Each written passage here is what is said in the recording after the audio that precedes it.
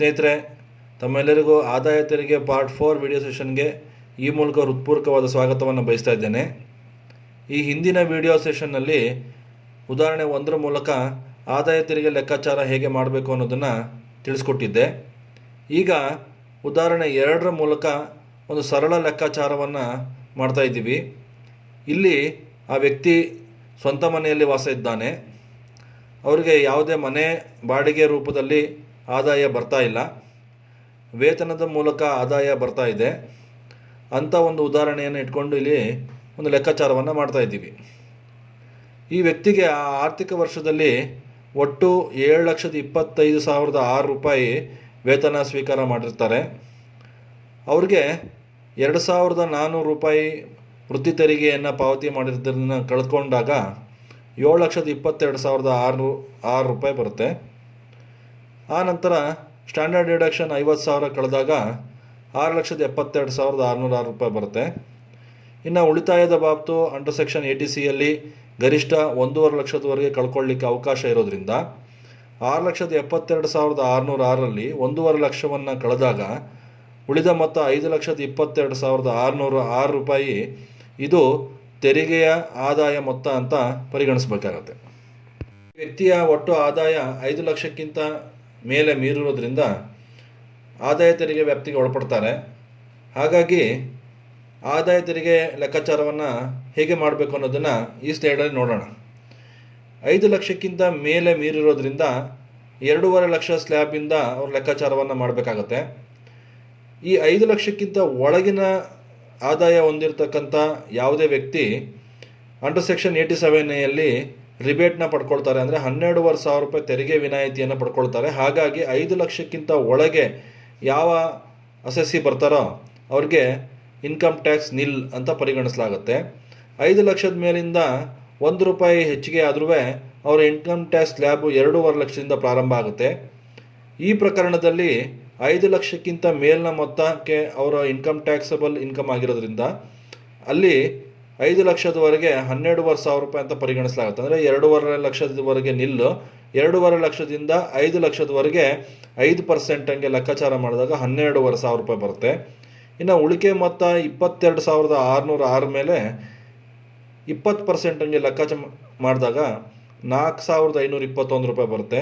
ಇವೆರಡನ್ನು ಒಟ್ಟುಗೂಡಿಸಿದ್ರೆ 17,021 ರೂಪಾಯಿ ಇದು ಇನ್ಕಮ್ ಟ್ಯಾಕ್ಸ್ ಆಗುತ್ತೆ. ಈ 17,021 ರೂಪಾಯಿ ಮೇಲೆ ಎಜುಕೇಷನ್ ಸೆಸ್ 4% ಲೆಕ್ಕಾಚಾರ ಮಾಡಿದಾಗ 681 ಬರುತ್ತೆ. 681ರೊಂದಿಗೆ 17,021 ಕೂಡಿದಾಗ 17,702 ರೂಪಾಯಿ ಆ ವ್ಯಕ್ತಿ ಆದಾಯ ತೆರಿಗೆಯನ್ನು ಆ ವರ್ಷದಲ್ಲಿ ಪಾವತಿಸಬೇಕಾಗುತ್ತೆ. ಉದಾಹರಣೆ 1 ಮತ್ತು 2ರಲ್ಲಿ ಆದಾಯ ತೆರಿಗೆ ಲೆಕ್ಕಾಚಾರವನ್ನು ಹೇಗೆ ಮಾಡಬೇಕು ಅನ್ನೋದನ್ನು ತಾವು ಗಮನಿಸಿದ್ರಿ. ಈಗ ಉದಾಹರಣೆ 3ರಲ್ಲಿ ಒಂದು ವಿಶೇಷ ಪ್ರಕರಣ ಇದೆ. ಅಂದರೆ ಇಲ್ಲಿ ಒಬ್ಬ ಹಿರಿಯ ನಾಗರಿಕ ವ್ಯಕ್ತಿಯ ಆದಾಯ ತೆರಿಗೆ ಲೆಕ್ಕಾಚಾರವನ್ನು ಮಾಡ್ತಾ ಇದ್ದೀವಿ. ಆ ಹಿರಿಯ ನಾಗರಿಕರಿಗೆ ಮನೆಯ ಬಾಡಿಗೆ ಮೂಲಕ ಆದಾಯ ಸ್ವೀಕಾರ ಆಗ್ತಾ ಇದೆ. ಹಾಗಾಗಿ ಇಲ್ಲಿ ಅವರ ಲೆಕ್ಕಾಚಾರವನ್ನು ಯಾವ ರೀತಿ ಮಾಡ್ತೀವಿ ಅನ್ನೋದನ್ನು ಗಮನಿಸೋಣ. ಅವರು ಪಿಂಚಣಿ ಸಹ ಪಡಿತಾ ಇರ್ತಾರೆ. ಅವರು ಯಾವುದೇ ಹೌಸಿಂಗ್ ಲೋನ್ ಅಂದರೆ ಮನೆಗೆ ಸಂಬಂಧಪಟ್ಟಂತೆ ಯಾವುದೇ ಸಾಲವನ್ನು ಪಡೆದಿಲ್ಲ. ಅವರ ಲೆಕ್ಕಾಚಾರ ಈ ರೀತಿ ಇದೆ. ಪಿಂಚಣಿ ಮೂಲಕ 6,45,000 ಪಡೆದಿದ್ದಾರೆ. ಮನೆ ಬಾಡಿಗೆ ಮೂಲಕ 1,32,000 ಸ್ವೀಕಾರ ಮಾಡಿದ್ದಾರೆ. 30% ಆ ಮನೆಯ ನಿರ್ವಹಣೆಗಾಗಿ ಲೆಕ್ಕಾಚಾರದಿಂದ ಕಳೆದಾಗ 92,400 ರೂಪಾಯಿ ಬರುತ್ತೆ. ಹಾಗೆ ಅವರು ಮನೆಗೆ ತೆರಿಗೆಯನ್ನು ಪಾವತಿ ಮಾಡಿದ್ದಾರೆ 6,000 ರೂಪಾಯಿ. ಅದನ್ನು ಕಳೆದಾಗ 86,400 ರೂಪಾಯಿ ಬರುತ್ತೆ. ಈ 86,400 ಅವರು ಇನ್ಕಮ್ ಫ್ರಮ್ ಹೌಸ್ ಪ್ರಾಪರ್ಟಿ ಅಂತ ನಾವು ಪರಿಗಣಿಸಿ ಅವರ ಪಿಂಚಣಿ ಮೊತ್ತ ಜೊತೆಗೆ ಸೇರಿಸಬೇಕಾಗತ್ತೆ. ಹಾಗೆ ಸೇರಿಸಿದಾಗ 7,31,400 ಬರುತ್ತೆ. ಈ ವ್ಯಕ್ತಿಗೆ ಬ್ಯಾಂಕ್ ಇಂಟ್ರೆಸ್ಟ್ ಸಹ ಬರ್ತಾ ಇದೆ. ನಿಶ್ಚಿತ ಠೇವಣಿಯಲ್ಲಿ ಸ್ವೀಕಾರ ಆಗಿರ್ತಕ್ಕಂಥ ಬಡ್ಡಿ ಮೊತ್ತ 1,25,000 ಇದೆ. ಅದನ್ನು ಸಹ ಕೂಡಿದಾಗ 8,56,400 ರೂಪಾಯಿ ಆಗುತ್ತೆ. ಸ್ಟ್ಯಾಂಡರ್ಡ್ ಡಿಡಕ್ಷನ್ ಇವ್ರಿಗೂ ಅನ್ವಯಿಸುತ್ತೆ. ಸ್ಟ್ಯಾಂಡರ್ಡ್ ಡಿಡಕ್ಷನ್ ಮುಕ್ತ 50,000 ಈ ಒಟ್ಟು ಮೊತ್ತದಿಂದ ಕಳೆದಾಗ 8,06,400 ರೂಪಾಯಿ ಬರುತ್ತೆ. ಇವರು ತೆರಿಗೆಯನ್ನು ವಿನಾಯಿತಿ ಪಡೆಯಲಿಕ್ಕೋಸ್ಕರ ATCಯಲ್ಲಿ ಕೆಲವೊಂದು ಉಳಿತಾಯವನ್ನು ಮಾಡಿದ್ದಾರೆ.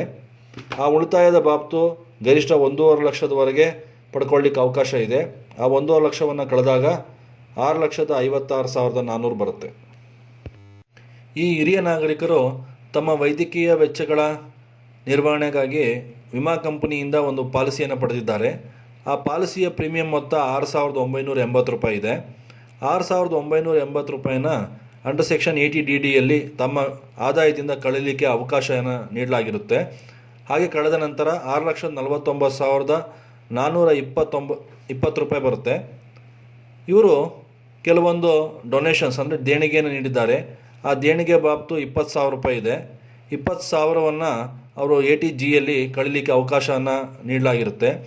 ಹಾಗೆ 6,49,420ರಿಂದ 20,000ವನ್ನು ಕಳೆದಾಗ 6,29,420 ರೂಪಾಯಿ ಇದು ಟ್ಯಾಕ್ಸಬಲ್ ಇನ್ಕಮ್ ಎಂದು ಪರಿಗಣಿಸಲಾಗುತ್ತೆ. ಇವರು ಹಿರಿಯ ನಾಗರಿಕರಾಗಿರೋದ್ರಿಂದ 3 ಲಕ್ಷದವರೆಗೆ ಯಾವುದೇ ತೆರಿಗೆ ಅನ್ವಯ ಆಗೋದಿಲ್ಲ. ಹಾಗಾಗಿ 3 ಲಕ್ಷದವರೆಗೆ ನಿಲ್ ಅಂತ ಪರಿಗಣಿಸಬೇಕು. 3 ಲಕ್ಷದಿಂದ 5 ಲಕ್ಷದವರೆಗೆ 2 ಲಕ್ಷ ಬಾಬ್ತು 5% ಹಂಗೆ 10,000 ರೂಪಾಯಿ ತೆರಿಗೆ ಆಗುತ್ತೆ. ಇನ್ನು ಉಳಿಕೆ ಮೊತ್ತ 1,29,420 ಮೇಲೆ 20% ಹಂಗೆ ಲೆಕ್ಕಾಚಾರ ಮಾಡಿದಾಗ 25,884 ರೂಪಾಯಿ ಬರುತ್ತೆ. ಈ 25,884 ಮತ್ತು 10,000 ಕೂಡಿದಾಗ 35,884 ರೂಪಾಯಿ ಆದಾಯ ತೆರಿಗೆ ಅಂತ ಪರಿಗಣಿಸಲಾಗುತ್ತೆ. ಇದ್ರ ಮೇಲೆ ಎಜುಕೇಷನ್ ಸೆಸ್ 4% ಲೆಕ್ಕಾಚಾರ ಮಾಡಿದಾಗ 1,435 ರೂಪಾಯಿ ಬರುತ್ತೆ. 1,435 ಹಾಗೂ 35,884 ರೂಪಾಯಿ ಸೇರಿಸಿದಾಗ 37,319 ರೂಪಾಯಿ ಇವರು ಆ ವರ್ಷದ ಆದಾಯ ತೆರಿಗೆಯನ್ನು ಆದಾಯ ತೆರಿಗೆ ಇಲಾಖೆಗೆ ಪಾವತಿಸಬೇಕಾಗುತ್ತೆ.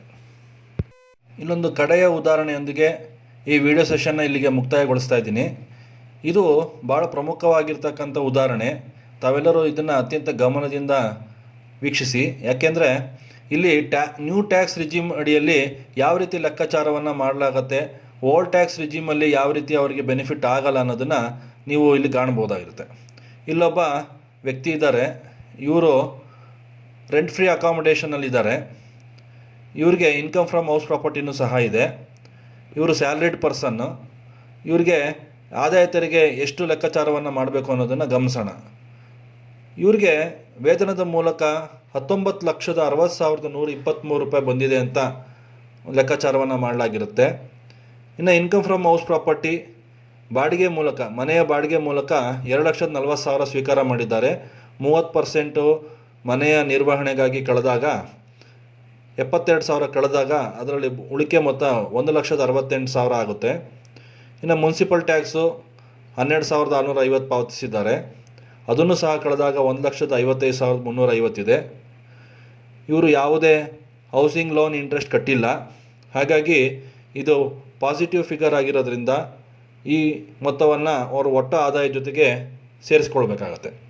ಹಾಗೆ ಸೇರಿಸಿದ ನಂತರ ಒಟ್ಟು ಆದಾಯ 21,15,473 ರೂಪಾಯಿ ಬರುತ್ತೆ. ಈ 21,15,473 ರೂಪಾಯಿನ ಒಟ್ಟು ಆದಾಯ ಅಂತ ಪರಿಗಣಿಸಲಾಗುತ್ತೆ. ಇದ್ರ ಜೊತೆಗೆ ಇನ್ಕಮ್ ಫ್ರಮ್ ಅದರ್ ಸೋರ್ಸಸ್ ಏನಾದ್ರು ಇದೆಯಾ ಅನ್ನೋದನ್ನು ಗಮನಿಸಬೇಕಾಗತ್ತೆ. ಇಲ್ಲಿ ಬ್ಯಾಂಕ್ ಇಂಟ್ರೆಸ್ಟ್ ಸಹ ಇವರಿಗೆ ಬಂದಿದೆ. ಅದರಲ್ಲಿ 78,250 ರೂಪಾಯಿನ ಕೂಡಿದಾಗ 21,93,723 ರೂಪಾಯಿ ಆದಾಯ ಅಂತ ಪರಿಗಣಿಸಲಾಗುತ್ತೆ. ಅದಾದಮೇಲೆ ಪರ್ಕ್ಯೂಸಿಟ್ಸ್, ಯಾಕೆಂದರೆ ಇವರು ರೆಂಟ್ ಫ್ರೀ ಅಕಾಮಿಡೇಷನಲ್ಲಿದ್ದಾರೆ. ರೆಂಟ್ ಫ್ರೀ ಅಕಾಮಿಡೇಷನಲ್ಲಿದ್ದಾಗ 10% ಅಷ್ಟು ಸ್ಯಾಲರಿನ ಪರ್ಕ್ವಿಸಿಟ್ಸ್ ಅಂತ ಆ್ಯಡ್ ಮಾಡ್ಕೊಳ್ಬೇಕಾಗತ್ತೆ. ಹಾಗೆ ಆ್ಯಡ್ ಮಾಡಿಕೊಂಡಾಗ 23,43,730 ರೂಪಾಯಿ ಆದಾಯ, ಒಟ್ಟು ಆದಾಯ ಗ್ರಾಸ್ ಸ್ಯಾಲರಿ ಅಂತ ಪರಿಗಣಿಸಲಾಗುತ್ತೆ. ಇದಾದ ಮೇಲೆ ಕಟಾವಣೆಗಳನ್ನ ಮಾಡಿಕೊಂಡು ಆನಂತರ ಬರ್ತಕ್ಕಂಥ ಮೊತ್ತದ ಮೇಲೆ ಆದಾಯ ತೆರಿಗೆ ಲೆಕ್ಕಾಚಾರವನ್ನು ಮಾಡಬೇಕಾಗುತ್ತೆ. ಇಲ್ಲಿ ಸ್ಟ್ಯಾಂಡರ್ಡ್ ಡಿಡಕ್ಷನ್ 50,000ವನ್ನು ಒಟ್ಟು ಆದಾಯದಿಂದ ಕಳೆದಾಗ 22,93,730 ರೂಪಾಯಿ ಬರುತ್ತೆ. ಈ ವ್ಯಕ್ತಿ ತನ್ನ ಆದಾಯದಿಂದ ಕೆಲವೊಂದು ಉಳಿತಾಯಗಳನ್ನು ಮಾಡಿದ್ದಾರೆ. ಅಂಥ ಉಳಿತಾಯಗಳ ಪೈಕಿ ಅರ್ಹವಾಗಿರ್ತಕ್ಕಂಥ ಮೊತ್ತವನ್ನು ಪರಿಗಣಿಸಿದಾಗ ಗರಿಷ್ಠ 1.5 ಲಕ್ಷದವರೆಗೆ ಅಂಡರ್ ಸೆಕ್ಷನ್ 80Cಯಲ್ಲಿ ಡಿಡಕ್ಷನ್ ಮಾಡ್ಕೊಳ್ಳಿಕ್ಕೆ ಅವಕಾಶ ಇದೆ. ಹಾಗೆ 1.5 ಲಕ್ಷವನ್ನು ಕಳೆದ ನಂತರ ಬರ್ತಕ್ಕಂಥ 21,43,730 ಮೊತ್ತವನ್ನು ಟ್ಯಾಕ್ಸಬಲ್ ಇನ್ಕಮ್ ಅಂತ ಕರೆಯಲ್ಪಡಲಾಗುತ್ತೆ. ಈಗ ನಿಮಗೆ ಟ್ಯಾಕ್ಸಬಲ್ ಇನ್ಕಮ್ ಮೊತ್ತ ಗೊತ್ತಾಯಿತು. ಈಗ old tax regime, new tax ರಿಜಿಮಲ್ಲಿ ಯಾವ ರೀತಿ ನಾವು ಆದಾಯ ತೆರಿಗೆಯನ್ನು ಲೆಕ್ಕಾಚಾರ ಮಾಡ್ತೀವಿ ಅನ್ನೋದನ್ನು ಇಲ್ಲಿ ಗಮನಿಸ್ತಾ ಹೋಗೋಣ. ಓಲ್ಡ್ ಟ್ಯಾಕ್ಸ್ ರಿಜಿಮಲ್ಲಿ ತುಂಬ ಸರಳವಾಗಿರುತ್ತೆ. ಯಾಕೆಂದರೆ ಅದು ಅಪ್ ಟು 10 lakhsವರೆಗೂ ಸ್ಟ್ಯಾಂಡರ್ಡ್ ಆಗಿ ನಾವು ಒಂದು ಆದಾಯ ತೆರಿಗೆಯನ್ನು ಲೆಕ್ಕಾಚಾರ ಮಾಡ್ಕೊಂಡ್ಬಿಡ್ತೀವಿ. ಅಲ್ಲಿ 1,12,500 ರೂಪಾಯಿ ಆದಾಯ ತೆರಿಗೆ ಅಂತ ಪರಿಗಣಿಸಲಾಗುತ್ತೆ. 10 ಲಕ್ಷಕ್ಕಿಂತ ಮೇಲ್ಪಟ್ಟಂಥ ಮೊತ್ತವನ್ನು 30% ಹಂಗೆ ಲೆಕ್ಕಾಚಾರ ಮಾಡಲಾಗುತ್ತೆ. ಇಲ್ಲಿ 10 ಲಕ್ಷಕ್ಕಿಂತ ಮೇಲ್ಪಟ್ಟಂಥ ಮೊತ್ತ ಎಷ್ಟಂದರೆ 11,43,730. ಅದ್ರ ಮೇಲೆ 30% ಹಂಗೆ ಲೆಕ್ಕ ಮಾಡಿದಾಗ 3,43,119 ಬರುತ್ತೆ. ಅದನ್ನು ಒಟ್ಟುಗೂಡಿಸಿದಾಗ 4,55,619 ಇದು ಆದಾಯ ತೆರಿಗೆ. ಇದ್ರ ಮೇಲೆ ಎಜುಕೇಷನ್ ಸೆಸ್ 4% ಕೂಡಿದಾಗ ಅಂದರೆ 18,225 ಸೇರಿಸಿದಾಗ 4,73,844 ರೂಪಾಯಿ ಓಲ್ಡ್ ಟ್ಯಾಕ್ಸ್ ರಿಜಿಮಲ್ಲಿ ಈ ವ್ಯಕ್ತಿ ಆದಾಯ ತೆರಿಗೆಯನ್ನು ಪಾವತಿಸಬೇಕಾಗುತ್ತೆ. ಇನ್ನು ನ್ಯೂ ಟ್ಯಾಕ್ಸ್ ರಿಜಿಮ್ ವ್ಯಾಪ್ತಿಗೆ ಬರೋಣ. ಅಲ್ಲಿ ಈ ವ್ಯಕ್ತಿ ಯಾವುದೇ ಉಳಿತಾಯಕ್ಕೆ ದಾಖಲೆಗಳನ್ನು ಇರಿಸ್ಕೊಳ್ಳಿಕ್ಕೆ ಅವಕಾಶಗಳು ಇರೋದಿಲ್ಲ, ಅಗತ್ಯನೂ ಇರೋದಿಲ್ಲ. ಯಾಕೆ ಅಂದರೆ ನ್ಯೂ ಟ್ಯಾಕ್ಸ್ ರಿಜಿಮಲ್ಲಿ ಒಟ್ಟು ಆದಾಯದ ಮೇಲೆ ನಾವು ತೆರಿಗೆಯನ್ನು ಲೆಕ್ಕಾಚಾರ ಮಾಡ್ತೀವಿ. ಇಲ್ಲಿ ಯಾವುದೇ ಕಟಾವಣೆಗಳನ್ನು ನಾವು ಪರಿಗಣಿಸೋದಿಲ್ಲ. ಹಾಗಾಗಿ ಅಪ್ ಟು 2.5 ಲಕ್ಷದವರೆಗೆ ಆದಾಯ ತೆರಿಗೆ ಕಟ್ಟೋಂಗಿಲ್ಲ. 2.5 ಲಕ್ಷದಿಂದ 5 ಲಕ್ಷದವರೆಗೆ 5% ಹಂಗೆ 12,500. 5 ಲಕ್ಷದಿಂದ 7.5 ಲಕ್ಷದವರೆಗೆ 10% ಹಂಗೆ 25,000. 7.5 ಲಕ್ಷದಿಂದ 10 ಲಕ್ಷದವರೆಗೆ 15% ಹಂಗೆ 37,500. 10 ಲಕ್ಷದಿಂದ 12.5 ಲಕ್ಷದವರೆಗೆ 20% ಹಂಗೆ 50,000. 12.5 ಲಕ್ಷದಿಂದ 15 ಲಕ್ಷದವರೆಗೆ 25% ಹಂಗೆ 62,500. 15 ಲಕ್ಷಕ್ಕಿಂತ ಮೇಲ್ಪಟ್ಟಂಥ ಎಲ್ಲ ಮೊತ್ತಗಳಿಗೆ 30% ಹಂಗೆ ಲೆಕ್ಕಾಚಾರವನ್ನು ಮಾಡಬೇಕಾಗತ್ತೆ. ಈ ಪ್ರಕರಣದಲ್ಲಿ 15 ಲಕ್ಷಕ್ಕಿಂತ ಮೇಲ್ಪಟ್ಟಂಥ ಮೊತ್ತ ಎಷ್ಟು ಅಂದರೆ 8,43,730. ಅದ್ರ ಮೇಲೆ 30% ಲೆಕ್ಕಾಚಾರ ಮಾಡಿದಾಗ 2,53,119. ಅದೆಲ್ಲ ಒಟ್ಟುಗೂಡಿಸಿದಾಗ 4,49,619 ಬರುತ್ತೆ. ಇದು ಆದಾಯ ತೆರಿಗೆ. ಇದ್ರ ಮೇಲೆ ಎಜುಕೇಷನ್ ಸೆಸ್ಸು ಅನ್ವಯಿಸುತ್ತೆ. 4% ಹಂಗೆ ಲೆಕ್ಕಾಚಾರ ಮಾಡಿದಾಗ 17,625. 4,40,619 ಆದಾಯ ತೆರಿಗೆ ಜೊತೆಗೆ ಸೆಸ್ಸು 17,625 ಕೂಡಿದಾಗ ಬರ್ತಕ್ಕಂಥ ಒಟ್ಟು ಮೊತ್ತ 4,58,244. ಇದು ಆದಾಯ ತೆರಿಗೆ ಮೊತ್ತ. ಇದನ್ನು ಸಂಬಂಧಪಟ್ಟ ವ್ಯಕ್ತಿ ಆದಾಯ ತೆರಿಗೆ ಇಲಾಖೆಗೆ ಪಾವತಿಸಬೇಕಾಗುತ್ತೆ. ನೀವು ಇಲ್ಲಿ ಗಮನಿಸಿದ್ರಿ, ಓಲ್ಡ್ ಟ್ಯಾಕ್ಸ್ ರಿಜಿಮ್ ಮತ್ತು ನ್ಯೂ ಟ್ಯಾಕ್ಸ್ ರಿಜಿಮ್ನ ವ್ಯತ್ಯಾಸದಲ್ಲಿ ನ್ಯೂ ಟ್ಯಾಕ್ಸ್ ರಿಜಿಮ್ ಮೊತ್ತವನ್ನೇ ಕಡಿಮೆ ಅಂತ ಪರಿಗಣಿಸ್ಕೊಂಡು ಈ ನ್ಯೂ ಟ್ಯಾಕ್ಸ್ ರಿಜಿಮ್ನೇ ಅವರು ಆಯ್ಕೆಯನ್ನು ಮಾಡ್ಕೊಳ್ಬಹುದಾಗಿರುತ್ತೆ. ಆಯ್ಕೆಯನ್ನು ಆ ವರ್ಷ ಪ್ರಾರಂಭದಲ್ಲಿ ಅವರು ಮಾಡ್ಕೊಳ್ಬೇಕು, ಆ ವರ್ಷದ ಅಂತ್ಯದಲ್ಲಿ ಮಾಡಲಿಕ್ಕೆ ಅವಕಾಶ ಇರೋದಿಲ್ಲ. ಹಾಗಾಗಿ ನ್ಯೂ ಟ್ಯಾಕ್ಸ್ ರಿಜಿಮಲ್ಲಿ ಒಂದ್ಸಲಿ ಆಯ್ಕೆ ಮಾಡಿಕೊಂಡ್ರೆ ಮತ್ತೆ ಬದಲಾವಣೆ ಮಾಡಲಿಕ್ಕೆ ಇಲ್ಲಿ ಅವಕಾಶಗಳಿರೋದಿಲ್ಲ. ಮತ್ತು ನ್ಯೂ ಟ್ಯಾಕ್ಸ್ ರಿಜಿಮ್ದು ಇನ್ನೊಂದು ಬೆನಿಫಿಟ್ ಏನಂದರೆ ಇವರು ಯಾವುದೇ ಉಳಿತಾಯಕ್ಕೆ ಸಂಬಂಧಪಟ್ಟಂಥ ದಾಖಲೆಗಳನ್ನು ಆ ವ್ಯಕ್ತಿಗೆ, ಆ ಇಲಾಖೆಗೆ ಒದಗಿಸಲಿಕ್ಕೆ ಅವಶ್ಯಕತೆ ಏನೂ ಇರೋದಿಲ್ಲ. ಇದನ್ನೆಲ್ಲ ಗಮನಿಸ್ಕೊಂಡು ನ್ಯೂ ಟ್ಯಾಕ್ಸ್ ರಿಜಿಮ್ ಬೆನಿಫಿಟಾ ಅಥವಾ ಓಲ್ಡ್ ಟ್ಯಾಕ್ಸ್ ರಿಜಿಮ್ ಬೆನಿಫಿಟಾ ಅನ್ನೋದನ್ನು ಅವ್ರು ಗಮನಿಸ್ಕೊಂಡು ಲೆಕ್ಕಾಚಾರವನ್ನು ಮಾಡ್ಕೊಳ್ಬೋದಾಗಿರುತ್ತೆ. ಇದು ವರ್ಷದ ಪ್ರಾರಂಭದಲ್ಲೇ ಒಂದು ಆದಾಯವನ್ನು ಅಂದಾಜು ಮಾಡ್ಕೊಂಡು ಲೆಕ್ಕಾಚಾರ ಮಾಡಿಕೊಂಡು ಆಯ್ಕೆ ಮಾಡ್ಕೊಂಡ್ಬಿಟ್ಟು ಅವರು ನ್ಯೂ ಟ್ಯಾಕ್ಸ್ ರಿಜಿಮ್ ಅವ್ರಿಗೆ ಅನುಕೂಲವಾಗಿದ್ದರೆ ಅದನ್ನು ಆಯ್ಕೆ ಮಾಡಿಕೊಂಡು ಆ ಲೆಕ್ಕದಲ್ಲೇ ಅವರು ತೆರಿಗೆಯನ್ನು ಪಾವತಿಸ್ಕೊಂಡು ಹೋದರೆ ಅದು ಬೆನಿಫಿಟ್ ಆಗುತ್ತೆ. ಸ್ನೇಹಿತರೆ, ತಾವೆಲ್ಲರೂ ಇಲ್ಲಿವರೆಗೂ ಆದಾಯ ತೆರಿಗೆ ಲೆಕ್ಕಾಚಾರಕ್ಕೆ ಸಂಬಂಧಪಟ್ಟಂತೆ ಅನೇಕ ಮಾಹಿತಿಗಳನ್ನು ತಮ್ಮೊಂದಿಗೆ ನಾನು ಹಂಚ್ಕೊಂಡಿದ್ದೀನಿ. ಹೀಗೆ ಅನೇಕ ಮಾಹಿತಿಗಳು ಆಗಿಂದಾಗೆ ಆದಾಯ ತೆರಿಗೆ ಇಲಾಖೆಯಿಂದ ಬರ್ತಾ ಇರುತ್ತೆ. ಅಂಥ ಬದಲಾವಣೆಗಳನ್ನು ತಾವು ಗಮನಿಸಿಕೊಂಡು ಆದಾಯ ತೆರಿಗೆ ಲೆಕ್ಕಾಚಾರವನ್ನು ಮಾಡಿಕೊಂಡು ತಮ್ಮ ಕಚೇರಿ ಕೆಲಸಗಳನ್ನು ಅತ್ಯಂತ ಯಶಸ್ವಿಯಾಗಿ ನಿರ್ವಹಿಸಿಕೊಂಡು ಹೋಗತಕ್ಕದ್ದು ಅಂತ ತಿಳಿಸ್ತಾ ಈ ವಿಡಿಯೋ ಸೆಷನ್ನ ಇಲ್ಲಿಗೆ ಮುಕ್ತಾಯಗೊಳಿಸ್ತಾ ಇದ್ದೀನಿ. ಎಲ್ಲರಿಗೂ ಧನ್ಯವಾದಗಳು.